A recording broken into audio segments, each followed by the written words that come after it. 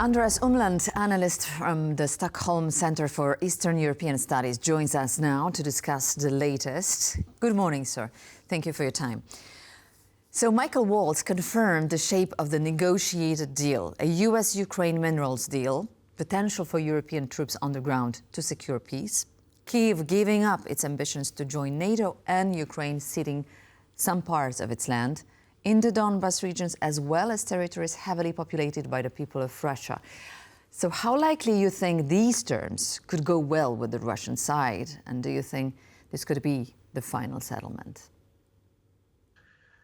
I don't think that this will be enough for Russia, because they have had at the beginning of the war much larger plans about actually NATO withdrawing to the situation from 1997. If you remember the December 2021 declarations that were, or letters that were sent to Western leaders.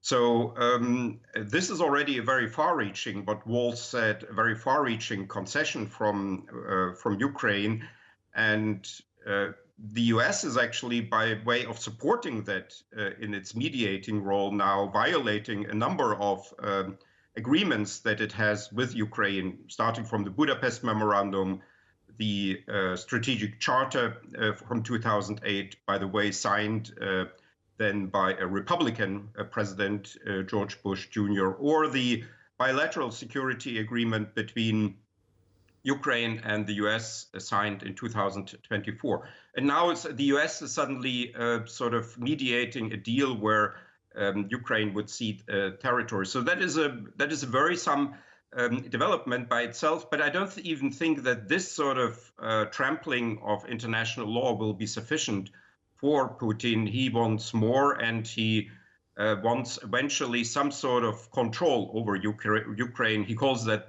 denazification, which means de facto a de-Ukrainization, a de-sovereignization of Ukraine, and transforming Ukraine again into a Russian protectorate. So these are this is your understanding of Vladimir Putin's intentions, but on the other side we have the peace through strength US policy. So what could be the American answer then? I mean, oddly, so far, the impression is that peace through strength means that strength is applied to Ukraine and not to Russia. The obviously misunderstanding during the election campaign was that the US would exert pressure on Russia to change its position, but I don't see any pressure so far, apart from a sort of elusive announcement of possible sanctions by the US, which by Donald Trump, which disregards the fact that the US has already imposed most of the sanctions that it can impose on Russia.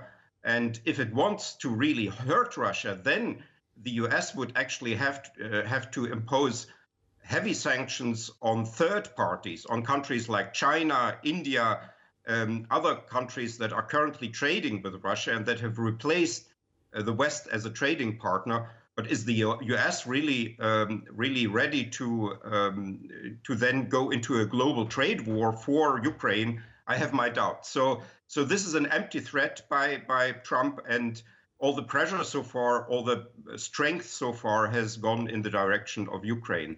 So that is I mean, I don't even know what to say on that. This is pathetic. So changing the subject, Greenland seems to have been an important matter of discussion at the meeting in the White House. US President Donald Trump told NATO Secretary General Mark Rutte that US control of Greenland was necessary for international security. We'll be talking to you, said Trump to Rutte. Asked by a reporter about plans for a possible annexation, Trump said, well, I think it will happen. So can you imagine NATO being instrumental in securing the US annexation of Greenland? I think NATO could actually be the structure through which hopefully this can somehow be resolved, because both Denmark and the US are NATO members. So, that would be very odd now if the two NATO countries that have a security agreement anyway and that are also linked via many other connections that have an intense trade relationship, that they would be now quarreling about these lands. American companies can do basically whatever they want in Denmark already. There's no need to annex Denmark for the US to get American companies into exploiting Denmark's riches. So this is all a very strange story. I hope that people in the U.S. Congress and in U.S. civil society and will simply tell the administration that this is not the way the world functions. It's a very odd development. Also, to me, frankly, in this form, unpredictable in the during the election campaign. The same story goes of course for Canada. Who would have thought during the election campaign that the US would get into conflicts with countries like Denmark and Canada? And all this in a larger program and in a larger idea of breaking the close ties between China and Russia.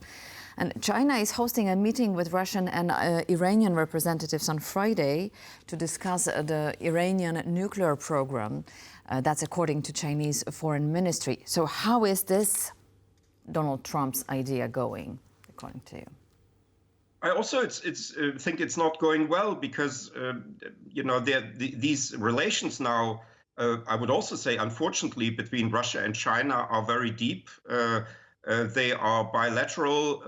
China is profiting from this relationship. Russia is profiting from this relationship, and Russia is now even, I would say, dependent in a number of ways from China. So how the US can break up this alliance is difficult for me to see. I think the way to go, if you really want to think about a strategy, a long-term strategy to break up this alliance, is to secure a Ukrainian victory, which would then have domestic consequences in Russia that could then lead to a rapprochement between Europe and Russia, because there is also a pro-European faction within the Russian elite, and there is a history of sort of European integration, or let's say European interaction of Russia with Europe, and so that is the way to go to break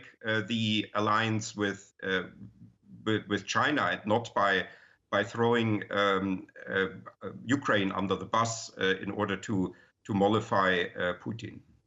Thank you so much. Andreas Umland joined us. Thank you so much for being with us this morning, sir.